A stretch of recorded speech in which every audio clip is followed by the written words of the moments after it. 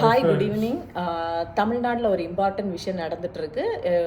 Nursing ப்ரொஃபஷனை பற்றி Tamil Nadu nurses வந்து, அதாவது டெம்ப்ரரியாக கான்ட்ராக்ட் பேசிஸில் ஒர்க் பண்ணிகிட்டு இருக்கிற நர்சஸ் எல்லாம் ப்ரொட்டஸ்ட் பண்ணிகிட்டு இருக்காங்க. இந்த ப்ரொட்டஸ்ட் ஸ்டார்ட் பண்ணது வந்து December 18th and it's ongoing, நடந்துகிட்டே இருக்குது.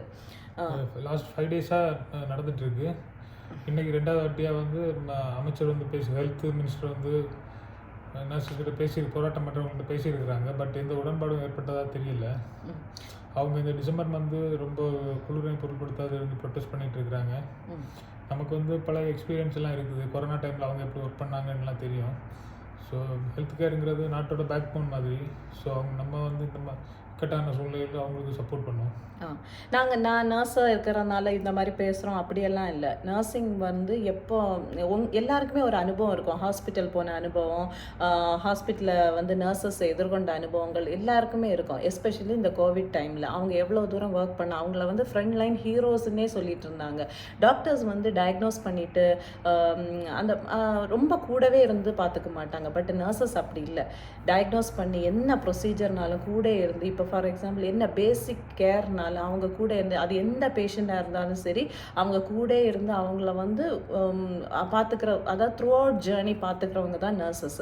அவங்க வந்து அவங்க ஹெல்த்தை பொருட்படுத்துறது இல்லை, அவங்க ஃபேமிலியை பொருட்படுத்துறது இல்லை. அவங்க ப்ரொஃபஷனுக்கான மரியாதையை அவங்க எப்போவுமே கொடுத்துட்ருப்பாங்க. ஸோ இந்த நர்சஸ் வந்து எம்ஆர்பி எக்ஸாம், தட் இஸ் 2015 நடந்த எக்ஸாம், அப்போ பாஸ் ஆகி அவங்க கான்ட்ராக்ட் பேசிஸில் எடுத்தாங்க. ஸோ அவங்க என்ன எக்ஸ்பெக்ட் பண்ணாங்கன்னா 2-3 இயர்ஸில் வந்து கண்டிப்பாக பர்மனெண்ட் ஆக்கிடுவாங்க. பட் கடந்த 10 வருஷத்துக்கு மேலே 10 வருஷமாக அவங்க வந்து சேம் இதில் தான், கான்ட்ராக்ட் பேசிஸில் தான் ஒர்க் பண்ணிட்டு இருக்கிறாங்க. கொஞ்சம் பேர் தான் பர்மனெண்ட் ஆக்கியிருக்கிறாங்க. 18,000 சேலரி, நீங்களே திங்க் பண்ணி பாருங்கள். 18,000 இந்த இப்போட நாட்டோட சுச்சுவேஷனில் ஒரு 18,000 வச்சு ஒரு ஃபேமிலியை ரன் பண்ண முடியுமான்னு நீங்கள் திங்க் பண்ணி பாருங்கள். அவங்க ஒரு நர்சிங் படிச்சிருப்பாங்க, BSc nursing R MSc nursing R diploma nursing, என்ன நர்சிங் படிச்சிருந்தாலும் எவ்வளோ செலவு பண்ணியிருப்பாங்க. அதை வந்து திருப்பி எடுக்க கூட அந்த 18,000 உதவாது.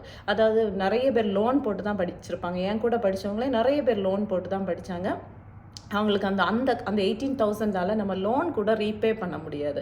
ஸோ கவர்மெண்ட் கண்டிப்பாக திங்க் பண்ணணும். இவ்வளோ கஷ்டப்பட்டு ஒரு ப்ரொஃபஷனல் கோர்ஸ் படிச்சுட்டு அவங்க இந்த மாதிரி இறங்கி வந்து போராடுறாங்க அப்படின்னா அவங்களோட நீடை நீங்கள் கொஞ்சம் புரிஞ்சுக்கணும்.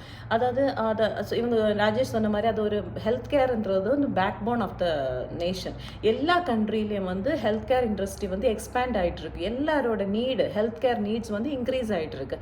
அப்போ வந்து நம்ம தான் வேகன்சிஸ் ஓப்பன் ஆகும். நார்மலி வந்து எல்லா கண்ட்ரீஸ்லையுமே வேகன்சிஸ் வந்து ஓப்பன் ஆகி தான் நியூ ரெக்ரூட்மெண்ட் ஸ்டார்ட் பண்ணுவாங்க. ஏன்னா அந்த ஃபீல்டு எக்ஸ்பேண்ட் ஆகிருக்கு. இந்த கான்ட்ராக்ட் பேசிஸில் ஒர்க் பண்ணாலும் அவங்க வந்து same like permanent job nurses மாதிரியே தான் ஒர்க் லோட் இருக்கும். அவங்களுக்கு சேம் ஒர்க்கிங் டைம் இருக்கும், அதாவது சேம் ஒர்க் ப்ரெஷர் இருக்கும். எல்லாமே அவங்க சேமாக தான் இருக்கும், வித்தவுட் எனி பெனிஃபிட்ஸ். அதாவது ஒரு மெட்டர்னிட்டி லீவ்னா ஒரு பெய்டு மெட்டர்னிட்டி லீவ் கூட இல்லை. ஸோ அது வந்து நார்மல் ஹியூமன் ரைட்ஸ். ஒரு ஆள் ப்ரெக்னென்ட் ஆகுறது, அவங்களுக்கு லீவ் கொடுக்குறாங்க. அது கூட அந்த கான்ட்ராக்ட் பேசிஸில் ஒர்க் பண்ணுற ஒரு நர்சஸ்க்கு இல்லைன்றது எவ்வளோ பெரிய அவமானம். அது அவங்க அவ்வளோ வந்து என்ன சொல்கிற, அவ்வளோ அவங்கள வந்து வருத்தி அவங்க வேலை பார்த்துட்ருக்காங்க. ஒன் டே இது பெர்மனெண்ட் ஆகும். ஆனால் இது 10 வருஷம் கடந்துடுச்சு. அவங்களுக்கே வந்து இப்போ அந்த நம்பிக்கை குறைஞ்சிடுச்சு. அதனால தான் இறங்கி வந்து போராடுறாங்க. நீங்களும் கண்டிப்பாக இந்த நர்சஸ்க்கு வேண்டி சப்போர்ட் பண்ணணும். எல்லாரும் அவங்களுக்கு வேண்டி சப்போர்ட் பண்ணி பேசணும். அதுதான் எங்களோட இது. அதாவது இது எங்களோட ப்ரொஃபஷன் இல்லை, அவங்க நர்சஸ் எப்போவுமே போராடிட்டு இருப்பாங்க அப்படியெல்லாம் நினைக்காதீங்க. நீங்கள் ஈவன் கோவிட் டைமு எனக்கே தெரியும், என் ஃப்ரெண்ட்ஸ் சொல்லுவாங்க, நோ டிரான்ஸ்போர்ட்டேஷன், நோ ஃபுட், எங்கேயுமே ஹோட்டல்ஸோ எதுவுமே இருக்காது. வீட்டிலேருந்து காலையிலே கிளம்பி வரணும். இவங்க வீடு எங்கேயோ இருக்கும், பட் வந்து எங்கேயாவது ஒரு இடத்துல டிரான்ஸ்போர்ட்டேஷன் சம்டைம்ஸ் அரேஞ்ச் பண்ணிட்டு இருப்பாங்க. அங்கே வரைக்கும் நடந்து தான் வருவாங்க. ஈவன் ஒரு ஆட்டோ கூட இருக்காது. ஏன்னா உங்களுக்கே தெரியும் அந்த டைம் எப்படி இருந்துச்சு. அதுக்கப்புறம் வேலை முடிச்சுட்டு அதே மாதிரி வீட்டுக்கு வரணும்.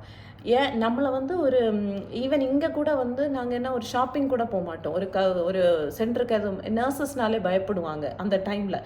அப்போது ஆனால் அந்த இதெல்லாம் பொருட்படுத்தாமல் நம்ம வீட்டுக்கு வந்து திரும்ப நம்ம குழந்தைங்களோட இருக்கணும், எதுவுமே வந்து நம்ம ஃபேமிலியும் பார்த்துக்கணும் அப்படி. ஆனால் மோரோவர் அந்த வந்து ஹெல்த் கேர் அந்த சொசைட்டிக்காக வாழ்ந்தவங்க தான் இந்த நர்சஸ். ஸோ அவங்களுக்காக சப்போர்ட் பண்ணுங்கள். கண்டிப்பாக வந்து இந்த ப்ரொட்டஸ்ட் வந்து வெற்றிகரமாக முடியணும். நம்ம ஹெல்த் கேர் மினிஸ்டர் சொல்லியிருக்காரு, லைக் பொங்கல், அதாவது நெக்ஸ்ட் ஜான்வரி மிடில் வந்து 720 அரௌண்ட் 700 ஓப்பனிங்ஸ் இருக்கும் அப்படின்ட்டு. பட் 700 பத்தாது. முடியாது.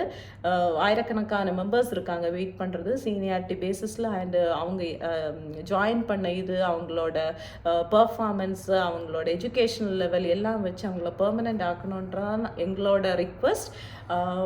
நடக்கும், நாங்களும் எதிர்பார்க்குறோம்.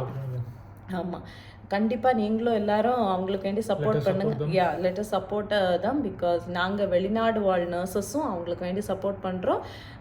கண்டிப்பாக இந்த போராட்டம் வெற்றிகரமாக நடக்கும். And thank you and take care. Please keep on supporting nurses. Please don't ignore them. Okay, thank you. Thank you.